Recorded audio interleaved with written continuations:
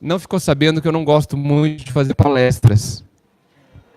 De fato, eu prefiro bater papo, eu prefiro a conversa em volta da fogueira, eu prefiro interagir com vocês. Então, eu gostaria que vocês se sentissem muito à vontade para essa interação, tá?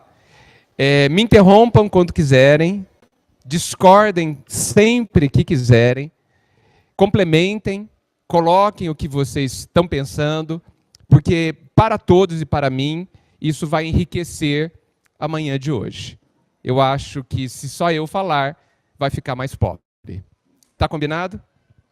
Eu me informei e me disseram que vocês são bastante participativos, né? E eu quero ver isso acontecer comigo.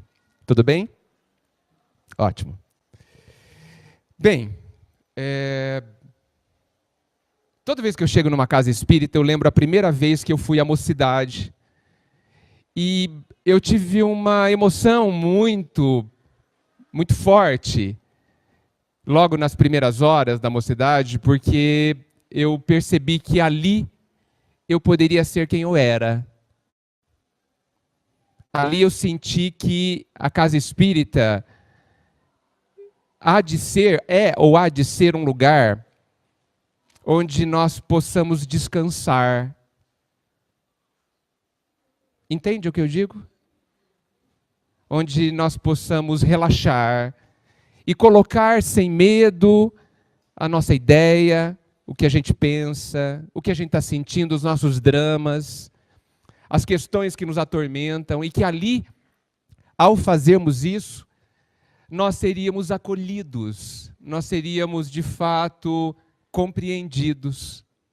E isso gera um imenso descanso ao nosso coração. E toda vez que eu chego a uma casa espírita, principalmente a primeira vez, eu me lembro disso, como agora. Aqui ou há de ser, um lugar onde todos nós possamos descansar de algum cansaço, do esforço da luta, enfim, do nosso processo de caminhar e de se fazer. A energia que eu sinto aqui é muito boa e o mérito é todo de vocês que fazem essa energia aqui quando chegam aqui. Bem, mas, apesar desse descanso, nós temos a luta de cada dia. E a luta de cada dia é sempre a luta de se descobrir.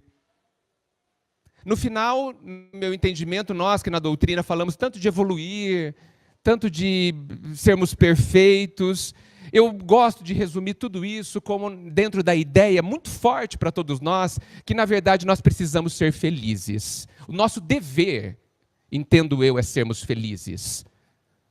Toda essa estrutura de vida com V maiúsculo, que representa todas as existências, e todo o nosso existir, visa nos fazer felizes, aprendermos, nos dar possibilidades de sermos felizes, de descobrirmos até o que é isso, porque penso que não sabemos o que é isso, mas mesmo assim queremos, porque algo em nós nos impulsiona para frente. Essa vida, essa estrutura, onde nós estamos inseridos, esse contexto, ela trabalha inteligentemente em nosso benefício, nos conduzindo para este lugar chamado sou feliz.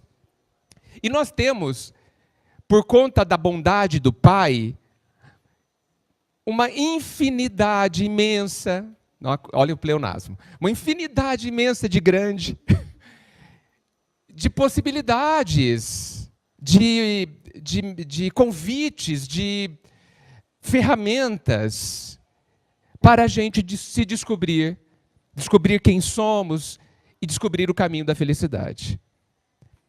Mas eu tenho percebido que normalmente a maioria de nós não percebemos esses mecanismos. Não percebemos essas possibilidades que visam nos ajudar. Muitos de nós, quase todos nós, eu incluído, achamos que alguns dessas ferramentas são ruins.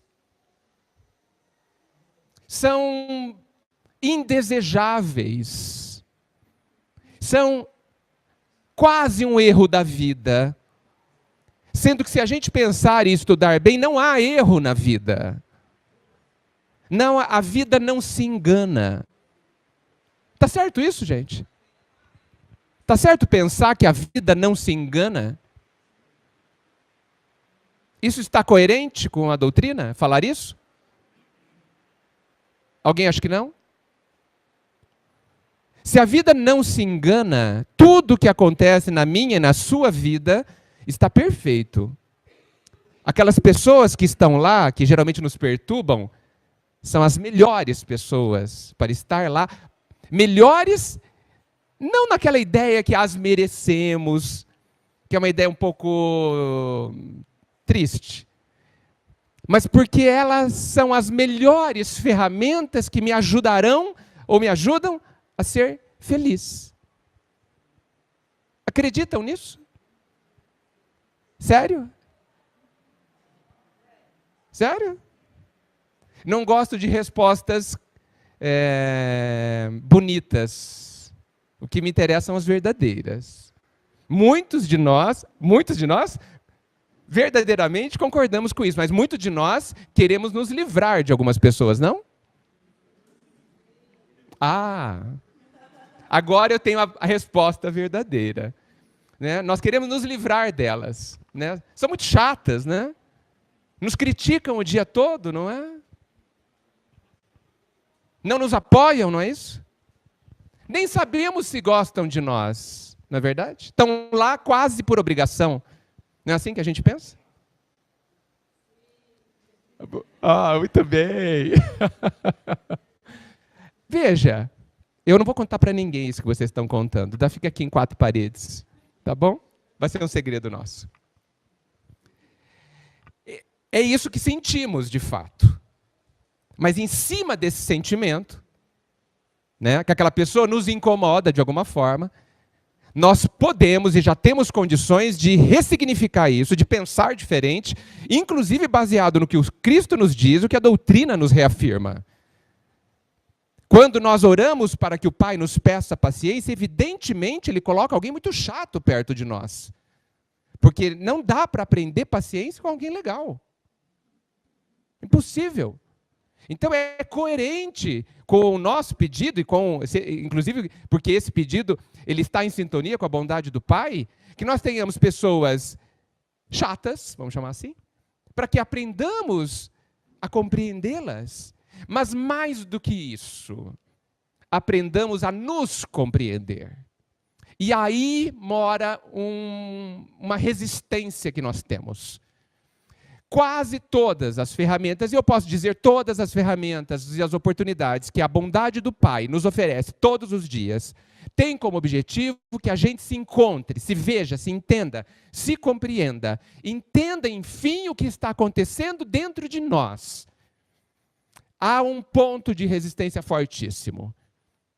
Sou capaz de dizer, quase como ofensivo, de que nós não deveríamos estudar as obras básicas. Não deveríamos estudar do jeito que a gente está estudando o Evangelho. Porque muitos de nós, nos grupos de estudo, estamos apenas estudando o Evangelho. Um absurdo.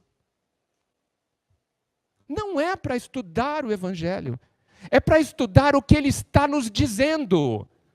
É para estudar o impacto que ele causa dentro de cada um de nós. É isso que precisa ser estudado. Porque estudar o livro, apenas entender o que ele está nos dizendo é pouquíssimo. É você tocar na superfície dele. O Evangelho, só para dar esse exemplo, se ele não nos incomodar, ele está sendo inócuo na nossa vida. Ele não é transformador. A gente não está permitindo que ele seja transformador. Como é que a gente ultrapassa a frase, perdoai os vossos inimigos? Como é que a gente passa para a próxima? Eu falo que essa parte é um mata-burro no Evangelho. Ninguém passa dela. Eu, pelo menos, não consigo. Primeiro, você quer perdoar o seu inimigo?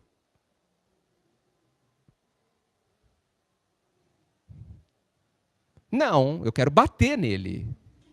Não é assim? Se livrar dele já é legal. Né? Antes a gente quer bater na pessoa. Não é essa a verdade, gente? Não é isso que acontece dentro de nós? Qual o problema de admitir se é a verdade? Se não admitir, continua sendo verdade, viu? E aí? Como que você passa por uma frase dessa que indiscutivelmente é salvadora, que indiscutivelmente é curativa, que indiscutivelmente há de ser o nosso propósito, a nossa meta, algo a ser trabalhado? Como que você continua a ler o Evangelho depois dessa frase? Só para dar um exemplo.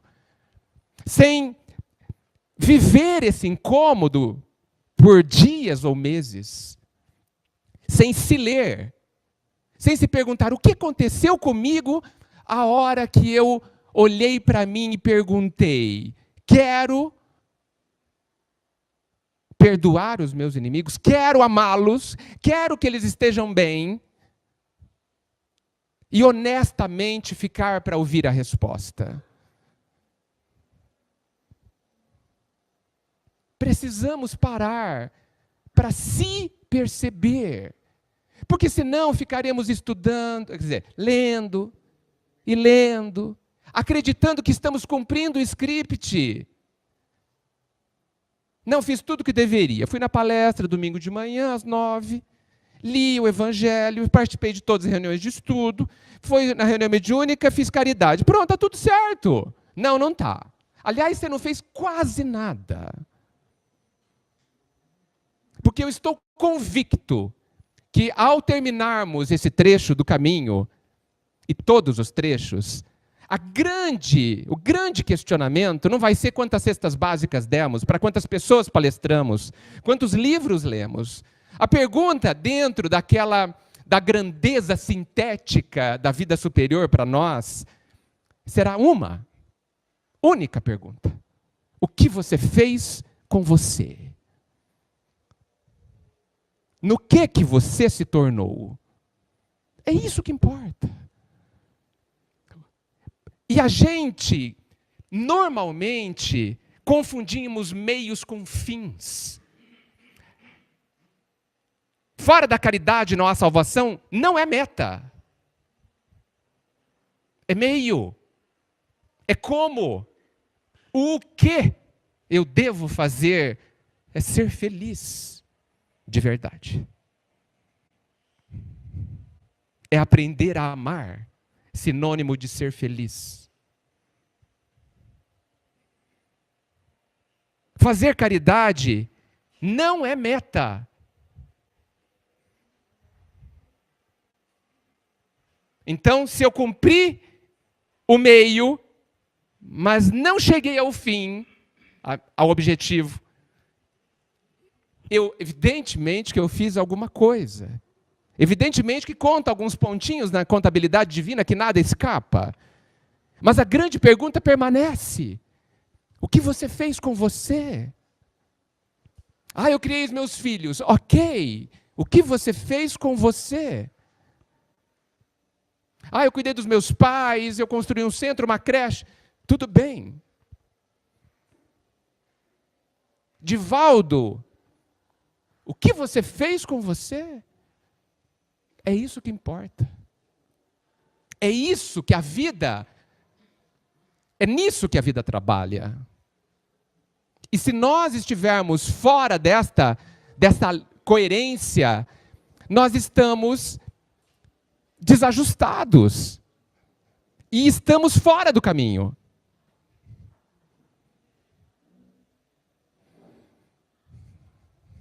Alguém quer fazer algum comentário? Vou dar outro exemplo.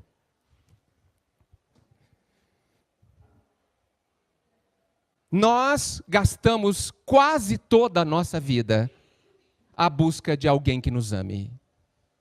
Não é verdade isso?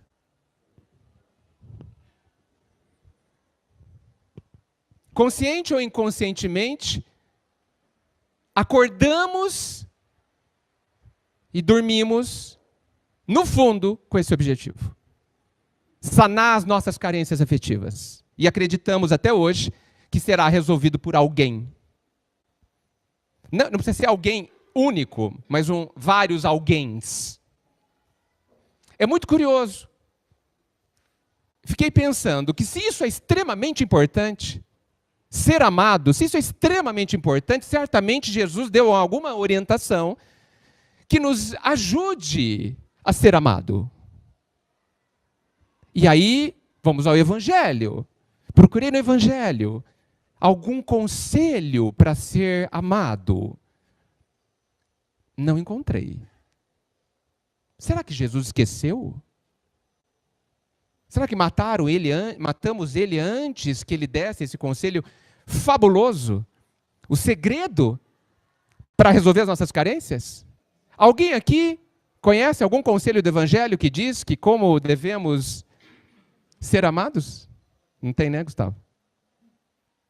Por que será que não existe no Evangelho uma instrução, já que o Evangelho é o manual do relacionamento? Por que não está lá? A única resposta que eu encontrei é terrível. É porque isso não é importante.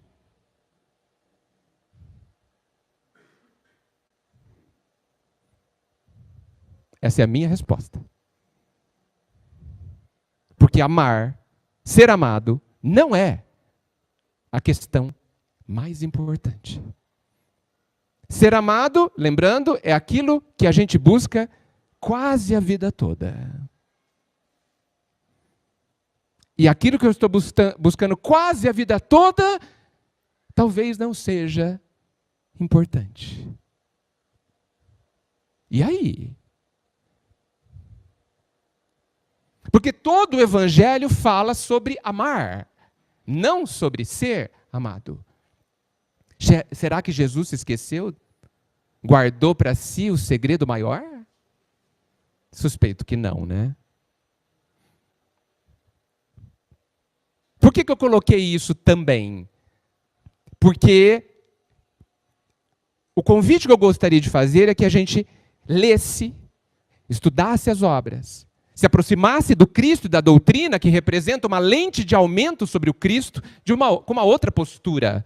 Não como a postura de sempre dos últimos milênios. Como quem se aproxima de um ser superior para pedir.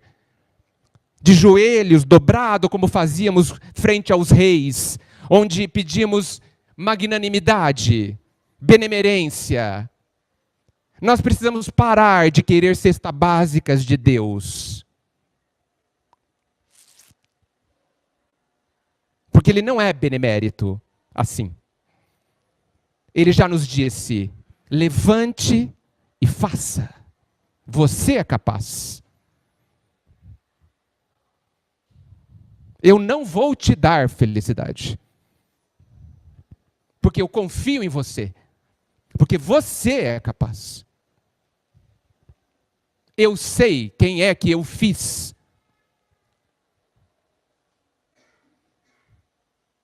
E não te darei migalhas.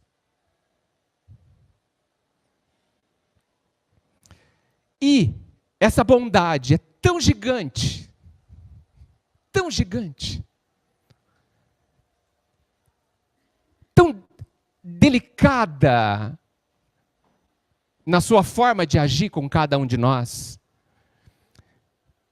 tão profunda e extensa, como se ela nos dissesse que não há movimento ao nosso redor onde a bondade e o amor divino não estejam presentes, nos estimulando a esta descoberta maior. Porque a maior das descobertas será concluirmos, não intelectualmente, mas com a mais profunda intimidade, com o coração, com a alma, de que sou amado e sou capaz. Esta, penso eu, será a nossa banal do dia a dia, da nossa presença nas casas espíritas. Mas ali, na sutileza dos pequenos gestos e movimentos, o Pai também está presente. Vamos lá, um exemplo? Então, eu também recebi, não aqui, em um lugar, uma mensagem. Olha que pequena, não é? Essa é até grande, tem menores que essa. Né? Muito bem. Emmanuel, claro. Astronautas do além. como diz o Tato, pelas mãos abençoadas do Chico. Aqui, eu posso dizer que eu não preciso ler mais nada nessa vida. Todo o roteiro da minha felicidade e da sua está aqui. 20, 30, 40 linhas. Todo o roteiro. Mas eu preciso ler com atenção. É bem menor que o evangelho inteiro. Isso facilita, não é? E ele toca em pontos do meu dia a dia e do seu também. Eu vou ler algumas linhas e comentá-las, se vocês me permitirem. Alguém presta atenção no título? Ou vocês acham que o título está lá só para enfeitar? O título chama Vencerás. Emmanuel é ousado, né? Ele começa, já podemos parar aí e ficarmos o resto da manhã. Ele começa nos dizendo, você vencerá. Não é uma pergunta. Aí eu pergunto para vocês, você acredita nisso? Mesmo? Você acredita que vencerá? Confia em você assim? É preciso. Porque se não confiar, pare, não continue, não comece a ler a mensagem. Você tem uma questão a resolver ali. Você não acredita que vencerá.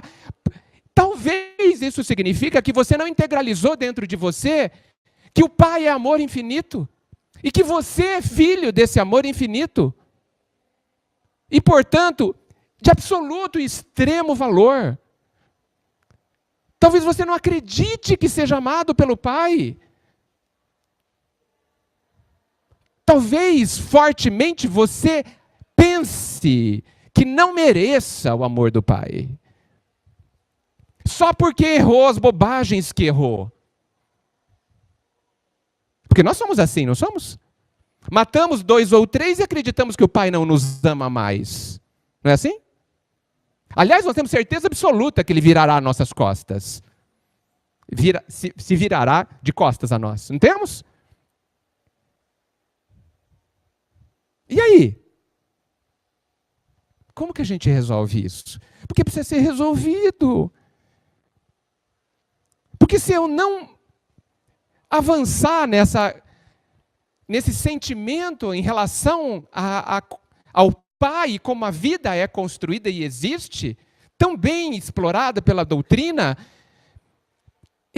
parece que eu vivo nas beiradas, acreditando e não acreditando, no fundo não aceitando o descanso de cada hora que a bondade do Pai nos faz. Por quê? Porque não acredito, enfim, que eu sou capaz de vencer, que mereço vencer. Esse negócio de merecer é outro problema. A gente ouve assim, principalmente quando a gente vai em lugares onde há cura espiritual. Muito corretamente, nos dizem assim, quando nós estamos esperando o fenômeno ocorrer, quando ocorre. Bem, o médium muitas vezes fala, corretamente, olha, eu não faço nada, tudo é da bondade do Pai e será curado quem merecer. Aí muito bem, aí eu não sou curado, então eu não mereço mesmo. Tá certo? Não mereço. Um passo para a depressão. Não mereço. Eu concluí algo sobre isso. Nós não merecemos mesmo.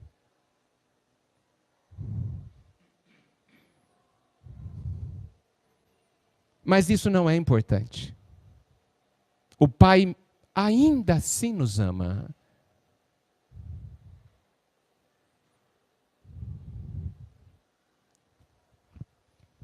Isso é amor incondicional. Nós não merecemos. Isso não é o ponto. O filho da parábola do filho pródigo não mereceu o tamanho do amor e do acolhimento que ele teve daquele pai, mas teve. Nós somos este filho.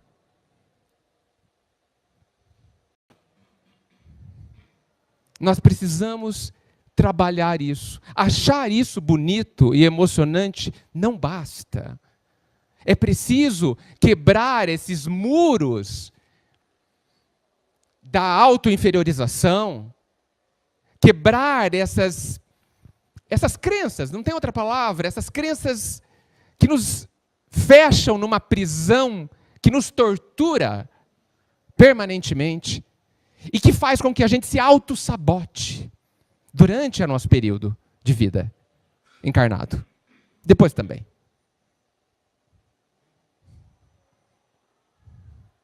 Quando a gente conclui, isso não é difícil, concluir que, de fato, eu me envergonho dos meus erros perante o Pai, é porque o nosso relacionamento com o Pai ainda é muito infantil. Porque nós já fomos informados que o Pai não nos olha dessa forma. Nós sim, imperfeitos, olhamos as pessoas ao nosso redor e a nós mesmos, os nossos filhos, classificando-os como merecedores ou não. Isso é irrelevante para o Pai. Irrelevante. Ele sabe da nossa condição. Ignorantes, sim. Inferiores, não. Não somos inferiores. Não somos feitos de um material inferior. Nós somos feitos do material divino. Isso não é pouco. E precisamos honrar esse material. No mínimo, acreditando na grandeza do material do que nós somos feitos. Ignorantes, sim, sem dúvida. Com tudo a aprender. Inferiores, não. É uma ofensa ao Pai pensarmos assim. E também um mecanismo de fuga das nossas responsabilidades. É também cômodo se considerar inferior, se decretar inferior e, portanto, nada posso. É bem cômodo, não? Bem cômodo. Não consegui ser feliz, sabe, Deus? Eu sou muito inferior. Não é cômodo.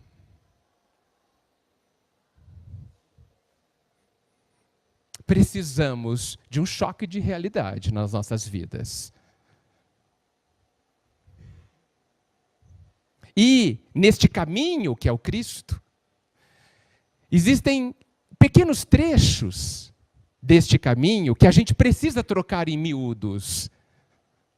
E essas mensagens grandiosas nos ajudam a pegar a síntese, amar a Deus sobre todas as coisas, ao próximo como a si mesmo, essa síntese quase incompreensível de se trocar em miúdos no dia a dia. Grande parte, se não toda a obra que nós temos à nossa disposição, vem explicar tudo isso, trocar em miúdos, detalhar, citar exemplos e falar do que acontece dentro de nós para que a gente se reposicione com honestidade. Então precisamos acreditar ou não no título. E só o título causa todo, e muito mais, esse conjunto de reflexões. Só esse título fere ou confirma um conjunto de crenças que nós alimentamos, que é decisão nossa. Isso é muito importante, gente. É possível pensar que quase todas as nossas lágrimas são escolhas que fazemos. Quase todas as nossas lágrimas existem, amargas e ácidas, porque estamos escolhendo pensar e sentir de uma determinada forma.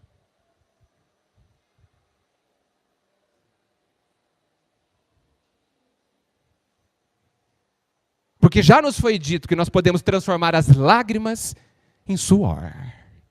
Ambas são salgadas, certo, Tato? Mas é muito melhor o suor, não é? Do esforço, do que as lágrimas. queimam.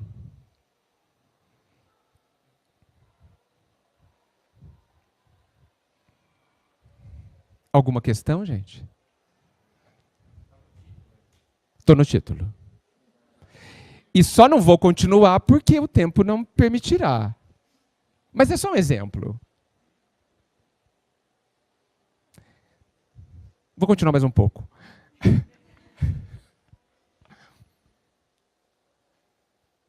Imaginem, gente, o que acontecerá quando nós acreditarmos nesse título. Acreditarmos é pouco, porque quem acredita hoje pode não acreditar amanhã cedo.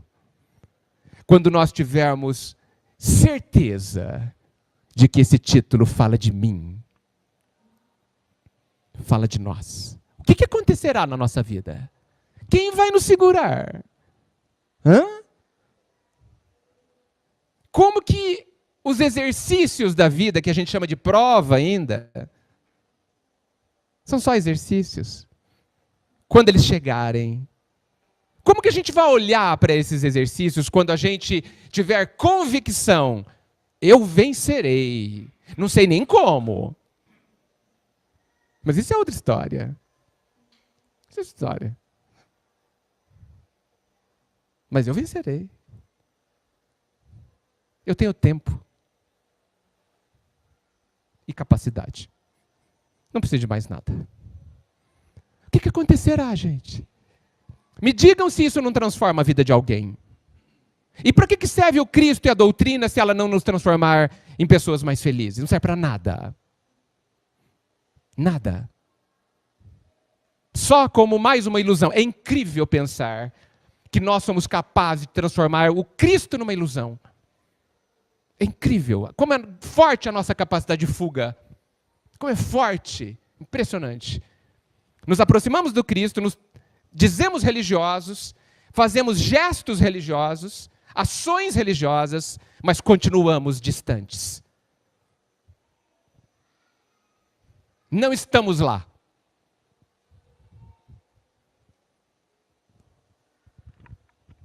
Estamos ocos lá. E depois nos espantamos da nossa solidão. Consequência clássica e óbvia.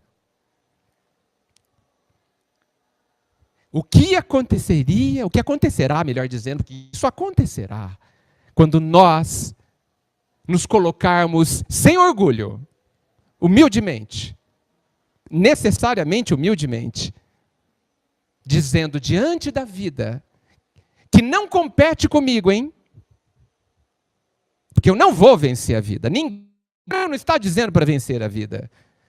Nós vamos vencer a nós mesmos. O homem velho será vencido. As velhas crenças serão vencidas. Os sentimentos infantis que carregamos e que damos uma casca bonita e sofisticada, isso nós venceremos.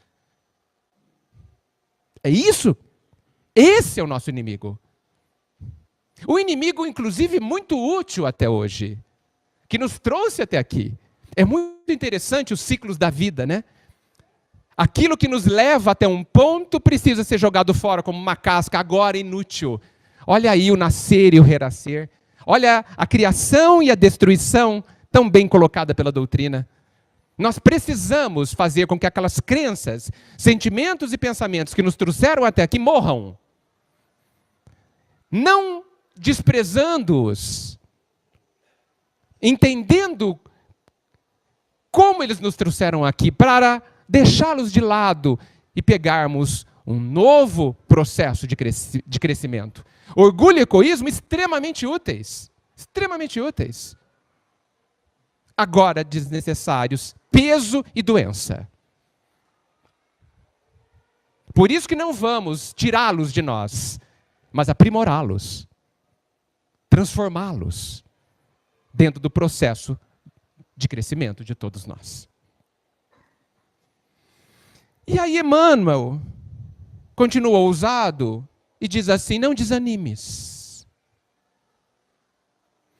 Fiquei pensando,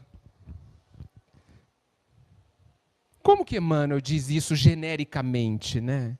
Porque a mensagem não foi feita para mim, nem para cada um de vocês. Foi feita para toda a humanidade. Por que que Emmanuel nos diz, não desanimes? Por quê?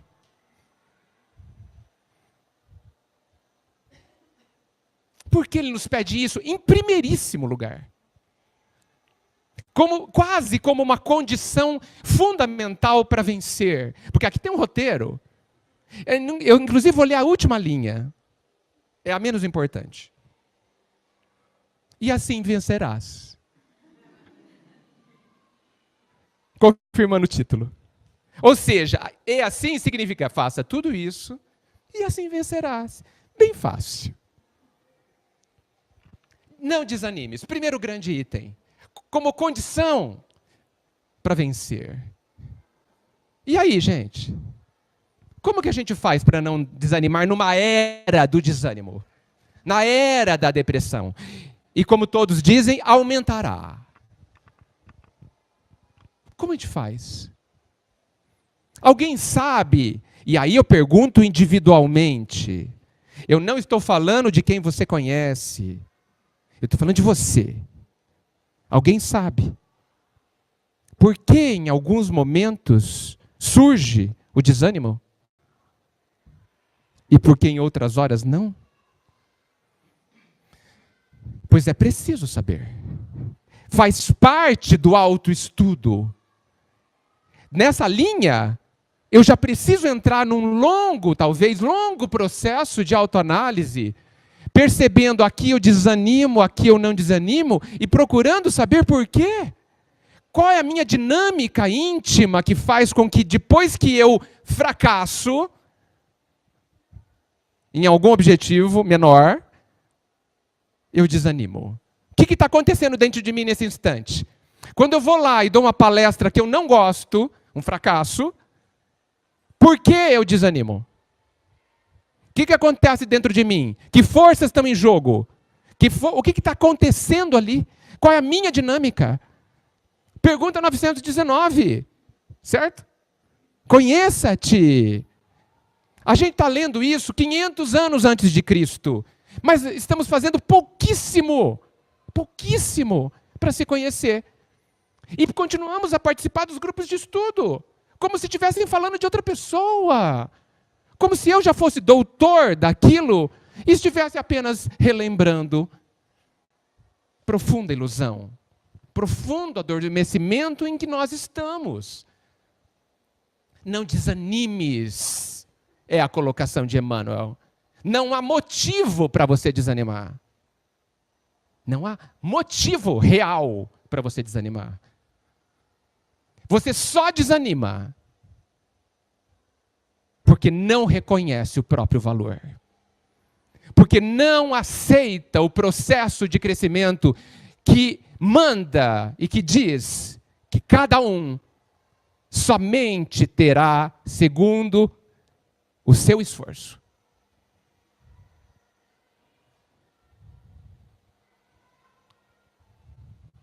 Essa lei rege o universo.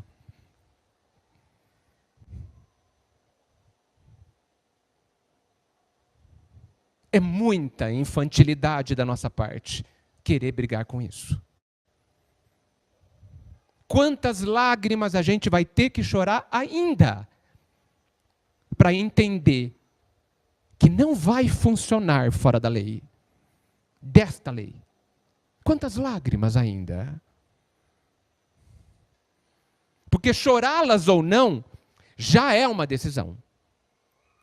Pelo nosso nível evolutivo, de forma coletiva, nós já somos capazes de entender isso. E de que mesmo que os nossos sentimentos queiram outra forma, é hora de educá-los. Já foi dito que a doutrina espírita visa educar o sentimento do homem. Isso é muito estranho. Isso, inclusive, está, se não me engano, na primeira pergunta do Consolador. No finalzinho, quando ele compara ciência e doutrina. Certo.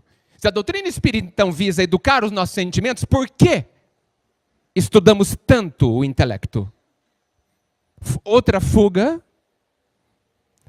Nos orgulhamos quando o IBGE diz que somos a elite intelectual das religiões. Que bonito. Mas traz alguma alegria verdadeira? Não sei, não sei.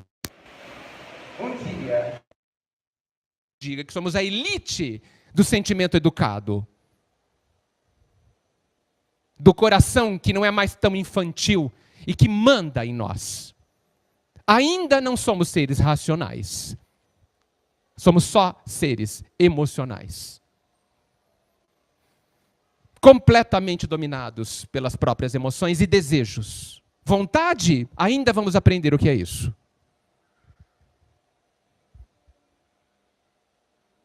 Então, desânimo é porque não sabemos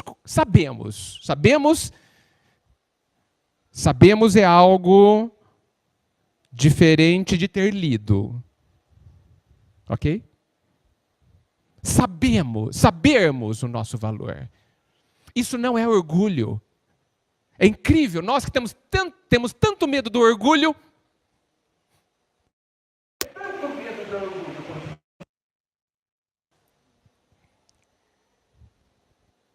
Nós vivemos aquela linha difícil de se considerar valiosíssimo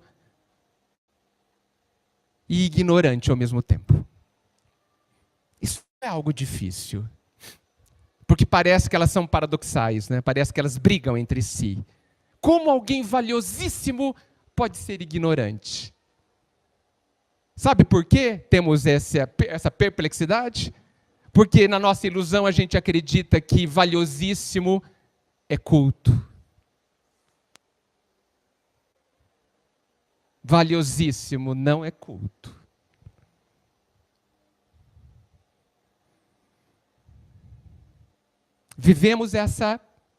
Precisamos resolver essa equação dentro de nós. Isso não é intelectual.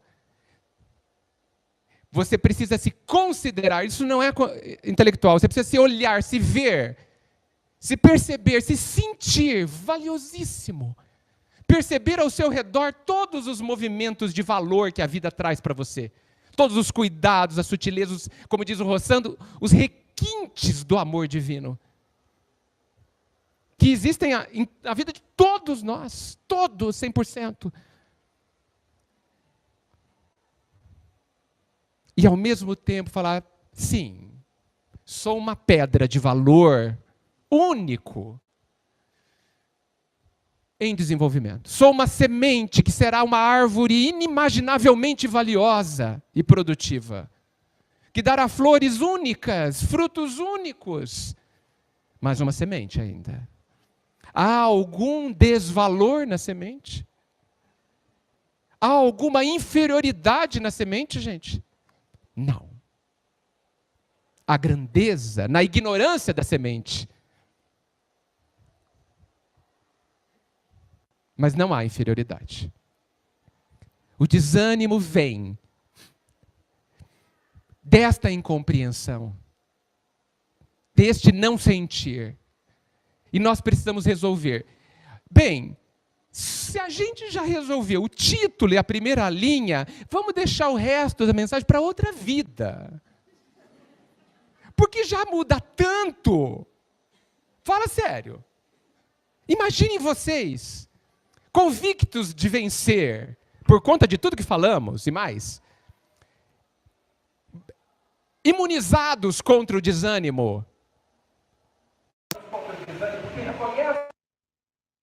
Sabem que todas as lacunas da nossa capacidade serão preenchidas pelo Pai. Todas. Todas.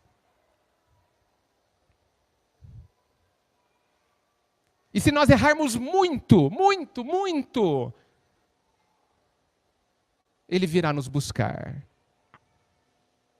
Porque ninguém vai ficar para trás.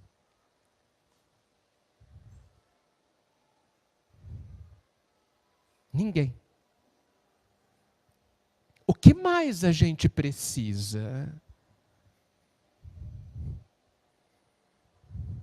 A psicologia diz que um dos maiores medos das crianças é elas serem esquecidas. A criança pequena. esquecidas na escola, no parque.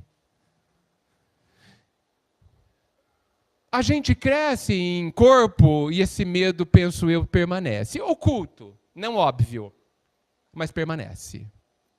Como nós temos medo de não ter valor. Ser esquecido igual não ter valor. Como nós temos medo. Vejam, quando a gente sente o nosso valor. Quanta coisa a gente, de quanta doença a gente se cura. Deve ser quase o paraíso. Por isso que eu falei, deixar o resto para a próxima vida está ótimo. Se você falar, ao final dessa existência, Pai, eu me tornei uma pessoa que sabe o próprio valor e age assim. Nossa!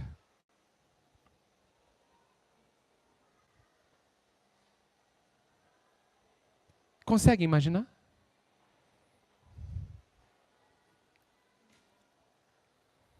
Nós precisamos relembrar daquela cena que eu gosto tanto, que me emociona. Sabe quando a gente leva o nosso filho ou nossa filha para brincar no parque? Lá na praça? Que tem aquele banco de areia? E aí, geralmente a mãe ou o pai leva, enfim, quem tiver tempo, e fica lá conversando com os outros pais, as outras mães, enquanto as crianças brincam lá na gangorra, ou no balanço, ou o que seja, no banco de areia. E está lá todo mundo conversando, e as crianças todas brincando, quando de repente, agachados, brincando na areia, o seu filho se levanta, quase assustado, quase com medo, e te procura com o olhar. Varre o horizonte e localiza o pai ou a mãe. E quase suspira, aliviado, porque conclui que então está tudo bem.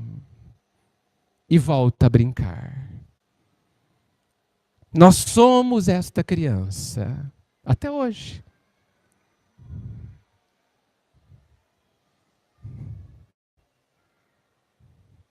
Parece que a gente tem se esquecido de procurar, de se levantar dessa nossa brincadeira de viver e procurar o Pai no horizonte. Penso eu até que a gente procura, mas não enxerga. Nossos olhos, nossa percepção, muitas vezes está completamente deturpada. Nos fizemos, ao longo de decisões, cegos. Nos fizemos insensíveis. A nossa capacidade de percepção desse amor, dessa grandeza, se atrofiou. E olhamos desesperados para toda parte, a vida inteira, e não conseguimos ver com os olhos da alma, não com o intelecto. Essa ferramenta que tem fortes limites. Quem não se desespera ao não ver na praça da vida, não temos visível o apoio maior, aquele que resolve tudo. Porque para essa criança, a mãe e o pai resolvem tudo. O salva de tudo. E é assim com o nosso Pai. Mas se a gente não o vê,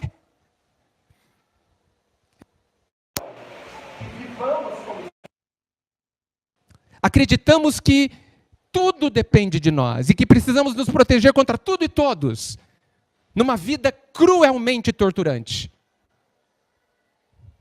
Cruelmente. É assim que vivemos, quase todos nós, inclusive nós espíritas, quando não nos abrimos o nosso coração a esse banquete, a essa água viva, lembrando o poço de Jacó, ainda não tomamos a água que tira a sede para sempre.